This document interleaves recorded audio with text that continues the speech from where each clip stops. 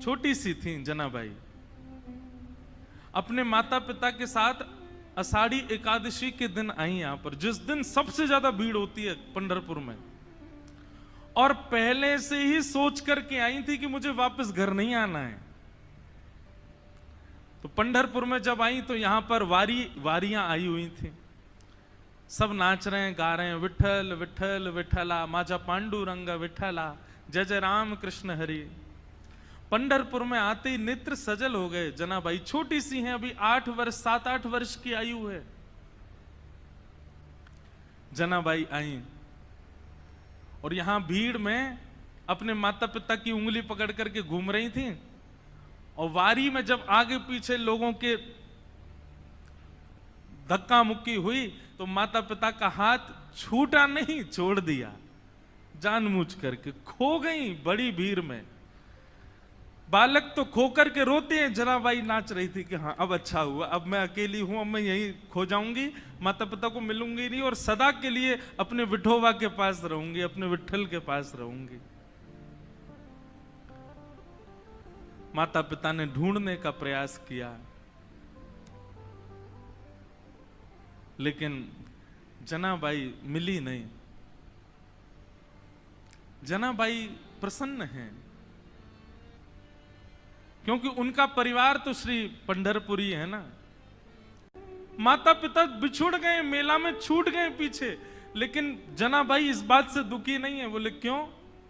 बोले मेरे माता पिता तो विठल रखुमाई है, मेरी बहन तो चंद्रभागा है, ये सब संत महापुरुष जो उछल उछल करके राम कृष्ण हरि कीर्तन कर रहे हैं, ये सब मेरे भाई बंधु हैं, यही मेरा परिवार है, मैं अब इन्हीं के बीच में रहूंगी। जनाबाई बताओ, बिछुड़ने पर प्रसन्न हो रही है, खो गई है मेले में, चंद्रभागा नदी के तट पर बैठी हैं। लेकिन 1 दिन 2 दिन 3 दिन 4 दिन बीत गए, बहुत भीड़ होने के कारण जनाबाई को ठाकुर जी का दर्शन नहीं हुआ। चंद्रभागा के तट पर जाकर के बैठी हैं, और जाकर के अपने हृदय पर हाथ रख के कह रही, अरे मेरे बिठोवा, अरे मेरे बिठुराए, कब मिलोगे? तुम्हारे लिए सब छोड़ करके आ गई मैं। मीराबाई का भाव है ना, भाई छोड़या बंधु छोड़या, छोड़या जग सोए, साधुअन संग बैठ बैठ, साधुअन संग बैठ बैठ, लोक लाज खोई रे, मेरे तो गिरधर गोपाल दूसरो न कोई, दूसरो न कोई। सब छोड़ दिया मैंने विठोबा आपके लिए, और आप हो भीतर बैठे हो बस ऐसे कमर पे हाथ धर के, मुझे दर्शन ही नहीं दे रहे हो। तो जनाबाई बैठी हैं और चंद्रभागा जी के तट पर बैठी बैठी रुदन कर रही हैं कि हे विठोबा कब मिलोगे, हे विठुराए कब मिलोगे। तभी उनके रुदन के स्वर को एक महापुरुष ने सुना, श्री नामदेव जी के पिताजी। उन्होंने जब सुना तो कहा, लाली हम तुझे दर्शन कराएंगे, जब तक चल हमारे घर ही चल, वहां रह के कुछ खान पान करना, भोजन इत्यादि कर लेना, अच्छा सुख मिलेगा। जनाबाई उनके साथ चली गई घर। वहां पर नामदेव जी महाराज और बड़े बड़े कीर्तनकार कीर्तन कर रहे थे। कीर्तन में बढ़िया मृदंग बज रही है, कांसे बज रहे हैं, बालक सब वारकरी बालक जैसे कीर्तन करते हैं। नामदेव जी का कीर्तन चल रहा था, तो कीर्तन की ध्वनि पंडरीनाथ भगवान को सुनाई देने लगी। तो पंडरीनाथ भगवान रुक्मणी जी से बोले सुनो मेरा मन नहीं लग रहा अब यहां पर। रुक्मणी जी बोली क्या करना है? बोले मैं जा रहा हूं कीर्तन में। बोले इतने लोग जो दर्शन के लिए आ रहे हैं ये? बोले अब इनको आप संभाल लो, लेकिन मुझे बहुत जोर से मन कर रहा है कीर्तन में जाने का, मुझसे रुका ही नहीं जा रहा, मैं जा रहा हूं नामदेव जी के कीर्तन में। रुक्मणी जी बोली आप जाइए, मुझे उसकी कोई परवाह नहीं, उसके लिए मना नहीं, लेकिन आप एक चीज देखिए, नामदेव जी नेत्र बंद करके गा रहे होंगे, वैष्णव उछल उछल करके नृत्य कर रहे होंगे, आप जैसे ही जाओगे पूरी जनता आपके पीछे पड़ जाएगी, कीर्तन में भंग हो जाएगा, आप जाकर के वहां कीर्तन में विक्षेप डाल दोगे। तो एक बार पंडरीनाथ जी रुक गए, बोले अच्छा हाँ सही कह रहे हो, फिर तो नहीं जाऊंगा मैं। लेकिन जैसे ही नामदेव जी के ऊंचे ऊंचे स्वर सुनाई दें, विठ्ठल भगवान खड़े खड़े के, मुझसे रुका ही नहीं जा रहा, अब जो होगा देख लूंगा, मैं कोने में खड़ा हो जाऊंगा लेकिन मुझको जाने दो। रुक्मणी जी बोली जाओ। पंडरीनाथ भगवान पीतांबरी पहने, गले में सुंदर माला है और ये मुकुट धारण किए, मत्स्याकृत मछली के आकार के कुंडल, और दौड़ रहे हैं नामदेव जी के कीर्तन की ओर। असंख्य भीड़ लगी है। ठाकुर जी ने सोचा कहीं विघ्न ना आ जाए, तो बाहर खड़े हो गए और जहां से केवल नामदेव जी की झलक दिख रही है, कीर्तन हो रहा है, सब नाच रहे हैं, वहीं से ठाकुर जी देख रहे हैं और देख करके वहीं झूम रहे हैं। इतना आनंद ठाकुर जी को आ रहा है। लेकिन झूमते झूमते झूमते झूमते ठाकुर जी को सुध बुध नहीं रही और ठाकुर जी तो कोने से भीड़ में आ गए। अब जैसे ही ठाकुर जी आए, लोगों को कस्तूरी की सुगंधी आने लगी, बढ़िया। पीछे मुड़ मुड़ करके देखे, साक्षात पंडरीनाथ भगवान खड़े हैं। अब तो महाराज नाचना गाना सब भूल गए, सब मार्ग देने लगे और ठाकुर जी नाचते नाचते भीतर प्रवेश कर रहे हैं। नाचते नाचते ये स्थिति हो गई, इतनी भीड़, कोई पांव छू रहा है, कोई हाथ छू रहा है, लेकिन ठाकुर जी नृत्य नहीं छोड़ रहे हैं, उछल उछल करके नाच रहे हैं।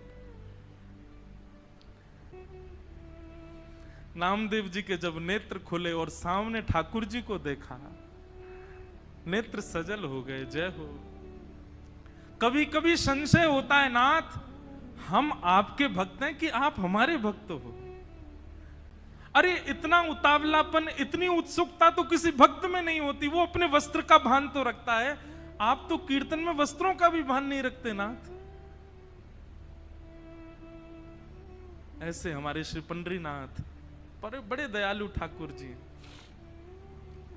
तो जनाबाई जैसे ही पहुंची नामदेव जी के घर, वहां नामदेव जी कीर्तन कर रहे थे, वैष्णव नाच रहे हैं, मृदंग लेकर के करताल बजा रहे हैं। तभी जनाबाई को क्या दिखा कि श्वेत श्वेत वस्त्र, श्वेत श्वेत टोपी पहने सब वार करी, और इनके बीच में एक पीतांबरी पहने और गोल गोल गोल कोई घूम रहा है। जनाबाई 4 दिन से तो दर्शन हुए नहीं थे ठाकुर जी के। गौर से देखा तो महाराज, आहा, सुंदर ते ध्यान उभे विटवारी, सुंदर ते ध्यान उभे विटवारी, सुंदर ते। श्री तुकाराम जी कहते हैं, जिनका ध्यान इतना सुंदर है विठ्ठल पर, जो वीट के ऊपर खड़े हैं, आहा। जैसे ही दर्शन किया जनाबाई के, तो रोम रोम प्रफुल्लित हो गए, आनंदित हो गए। आहा, साक्षात पंडरीनाथ भगवान नृत्य करने हैं नामदेव जी के कीर्तन में। जनाबाई तो वहीं बैठ गई। अब तो तुकाराम जी के नामदेव जी के पिताजी ने सबको बोला, ये लाली यहीं रहेगी हमारे घर पर और यहीं इसका खान पान, कोई इसको कुछ नहीं बोलेगा, ये जैसे चाहे वैसे रह सकती है। जनाबाई छोटी सी हैं, पूरे दिन केवल उनको एक ही प्रतीक्षा रहती थी, कब कीर्तन हो, कब विठ्ठल आएंगे, मैं उनका दर्शन करूंगी। और किसी को दर्शन नहीं होते, जनाबाई को होते थे। नामदेव जी कीर्तन करते और जैसे विठ्ठल आते, जनाबाई उछलने लग जाती। अब विठोबा आ गए, विठोबा आ गए। सब जनाबाई को देखते, छोटी बालिका है ऐसा सोच करके अनसुना कर देते, लेकिन उनको तो प्रत्यक्ष दिखते थे ठाकुर जी। सब लोग दर्शन करने के लिए जाते थे। जनाबाई को कहते थे तुम चलो साथ में। जनाबाई कहती मुझे मंदिर जाने की जरूरत नहीं है। क्यों? बोले शाम को कीर्तन होता है ना, विठ्ठल यहीं आते हैं, मैं यहीं देख लेती हूं उनको। ऐसे करते करते जनाबाई का प्रेम और एक जैसे मित्रता संबंध हो गया श्री ठाकुर जी के साथ में। पूरे दिन सेवा करती और सेवा करने के बाद शाम को बैठ कर के ठाकुर जी का चिंतन करती। ठाकुर जी के लिए प्रसाद क्या बनाना है, क्या सिद्ध करना है, ये सब विचार करती जनाबाई। ठाकुर जी इतने भाव से बुलाते ठाकुर जी को, ठाकुर जी आते थे उनके पास। एक दिन की बात, नामदेव जी ने ऐसा सुंदर कीर्तन किया कि ठाकुर जी और दिन से ज्यादा अधिक नृत्य किए उस दिन। इतना नृत्य किया, इतना नृत्य किया कि जनाबाई जैसे ही कीर्तन पूर्ण हुआ, जनाबाई रोने लगी। कोने में बैठे बैठे रो रही थी। सब लोग सोचने लगे क्या हो गया, पता नहीं छोटी सी बालिका रो रही है। नामदेव जी के पिताजी ने जाकर के कहा, बोले हे जनाबाई तुम रो क्यों रही हो? जनाबाई कहती हैं आज कीर्तन इतना सुंदर हुआ। बोले सुंदर कीर्तन में रोया जाता है? बोले नहीं, मैं इसलिए नहीं रो रही, आज कीर्तन इतना सुंदर हुआ कि पंडरीनाथ आए, विठोबा आए और इतना नृत्य किया, इतना नृत्य किया, मुझे तो मन में पीड़ा हो रही है। वो पूरे दिन खड़े रहते हैं, इतना नृत्य करके गए, कहीं उनके पांव दर्द तो नहीं कर रहे होंगे, कोई उनके पांव दबा रहा होगा कि नहीं? मुझे तो उस बात की बड़ी पीड़ा होती है। आप नामदेव जी से कह देना वो इतना ज्यादा अच्छा कीर्तन ना किया करें, सामान्य कीर्तन किया करें। वो अच्छा कीर्तन करते हैं तो श्री ठाकुर जी उसमें बहुत नाचते हैं, उनको कहीं पीड़ा ना होती हो चरणों में। जनाबाई मन में सोच रही है मेरे पास विठोबा होते, मेरे पास विठ्ठल होते, घी लेकर के आती, चरणों में मालिश करती, अपने हाथ से चरण दबा देती, मेरा विठोबा बहुत कष्ट में आ गए होंगे आज तो। और यही बोलती जा रही है, यही बोलती जा रही है। अब सब तो वहां से उठ करके सोने चले गए, लेकिन वो यही चिंतन कर रही हैं आज विठ्ठल के पांव में दर्द हो रहा है, आज मेरे पंडरीनाथ के चरणों में दर्द हो रहा होगा। ये भाव मन में सोच ही रही थी कि इतने में ही पीताम्बरी पहने, कटी पर हाथ धरे, सुंदर सांवल वर्ण ठाकुर जी का श्री पंडरीनाथ भगवान वहीं प्रकट हो गए। और प्रकट होकर के जनाबाई के सामने बैठ करके पांव आगे पसार दिए। बोले रो क्यों रही हो? तो फिर दबाओ हमारे चरण। आपको अगर लग रहा है कि हमारे पैरों में पीड़ा हो रही है तो दबाओ ना। आहा, जनाबाई, छोटी सी जनाबाई अपने हाथों से ठाकुर जी के चरण दबा रही है।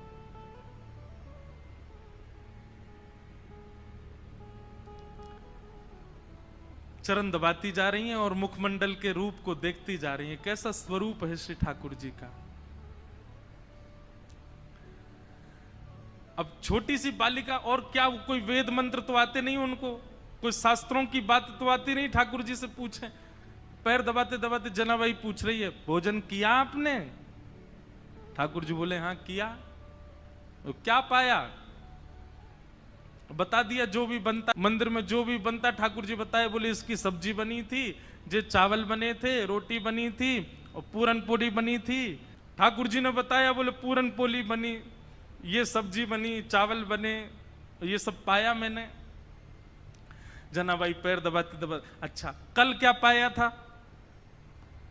ठाकुर जी बोले यही पाया था। बोले जो आज पाया वही कल पाया? बोले हाँ यही पाया था। अच्छा तो परसों क्या पाया? ठाकुर जी बोले परसों भी यही पाया था।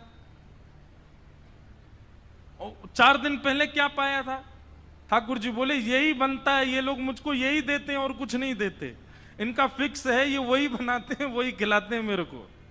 इनका मंदिरों में नियम थोड़ी बदलता है, जो सब्जी है, जो दाल है, जो वही बनता है, रोज वही खिलाते ठाकुर जी को। जनाबाई बोली आप रोज रोज एक ही भाव खाते हो, मन नहीं भरता आपका? ठाकुर जी बोले भरता तो है, पर ठीक है कोई बात नहीं, भाव से बनाते हैं तो पाता हूं। जनाबाई बोली मैं कुछ नया बना के पवाऊं तो? ठाकुर जी बोले तुम बनाओगी? बोले अभी बना के लाऊं, आप बस बैठो मैं लेके आती हूं। नए नए पकवान बनाए, नई नई सामग्री बनाई और सामग्री बना के थाल में सजा, आधी रात सब सोए हैं पंढरपुर में, ठाकुर जी बैठे हैं, ठंडी ठंडी हवा चल रही है और जनाबाई ने लाके थाली सामने रख दी। ठाकुर जी को कहा पाओ। ठाकुर जी पा रहे हैं प्रेम से, वो बड़ा सिर हिला हिला करके, चटकारे मार मार करके पा रहे हैं। बोले आहा आज तो नया नया भोजन मिला है। हाँ जनाबाई तूने तो आज आनंद कर दिया, इतना सुंदर भोजन बनाया। बीच बीच में ठाकुर जी इतनी जल्दी खाते हैं कि अपने वस्त्रों पर गिरा देते हैं तो जनाबाई कहती है अरे आराम से खाओ, कहाँ जाना है? बोले तुमको क्या पता, अभी 3:30 बजे मंगला आरती होनी है, मुझे पहुंचना है अभी वहां पर। ठाकुर जी प्रेम से पा रहे हैं। बीच बीच में जनाबाई का इच्छा होती है, मन होती है कि मैं खिला दूं एक ग्रास, लेकिन अभी भय लग रहा है मन में कि कहीं मैंने कहीं हाथ बढ़ा दिया तो कहीं ठाकुर जी नाराज तो नहीं हो जाएंगे। ठाकुर जी ने प्रसाद पाया, बोले जनाबाई कल फिर आऊंगा, बढ़िया बना के रखना कुछ अच्छा, फिर पाऊंगा कल, अभी जाता हूं, हाँ मंगला की समय हो गई। ठाकुर जी दौड़े आए, सीधे महाराज घंटे घड़ियाल बजने लगे और मंगला आरती शुरू। 3:30-4 बजे से ही ठाकुर जी का अभिषेक होने लगा। 1 दिन 2 दिन 3 दिन 4 दिन 5 दिन बीत गए। रोज ठाकुर जी रात में चले जाते हैं और प्रसाद पाके आते हैं।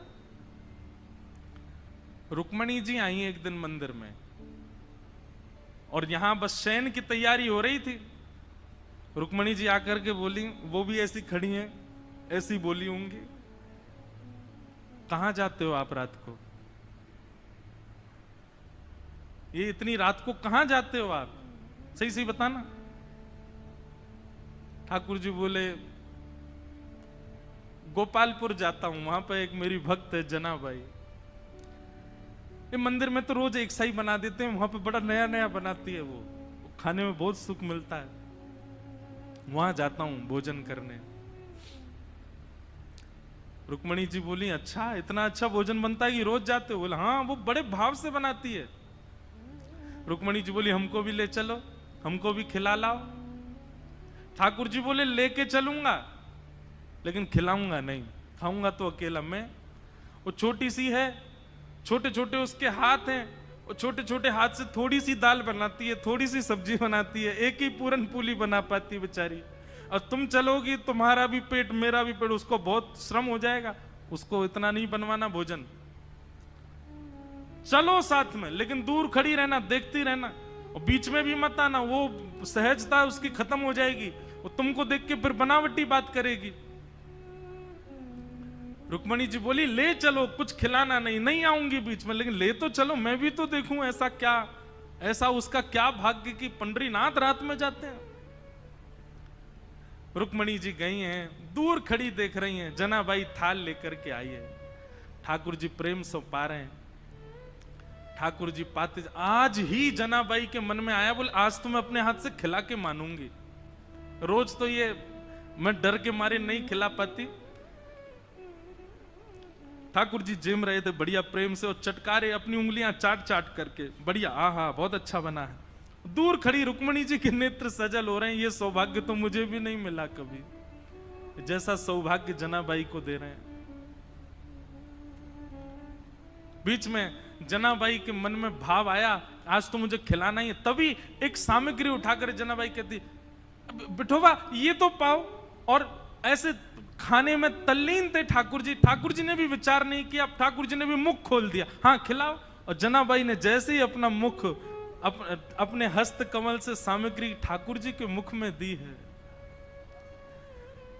जनाबाई का हाथ वहीं रुक गया, ठाकुर जी का मुख वहीं रुक गया, दोनों के नेत्र सजल। और दूर खड़ी रुक्मणी जी भी कह रहे हैं धन्य है जनाबाई, धन्य है, इनका सौभाग्य देखो, ठाकुर जी साक्षात इनके हाथों से पा रहे हैं।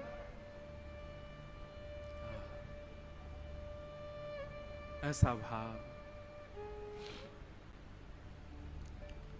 रुक्मणी जी नतमस्तक हो गई, मन में विचार करने लगी कि मैं भी जनाबाई से मित्रता कर लूं, इनके बहाने मुझे भी ये सुख मिल जाया करेगा। जो सुख लक्ष्मी जी को भी नहीं है वो जनाबाई को दे रहे हैं ठाकुर जी। ठाकुर जी नित्य जाते हैं, रात भर जनाबाई के पास रहते हैं।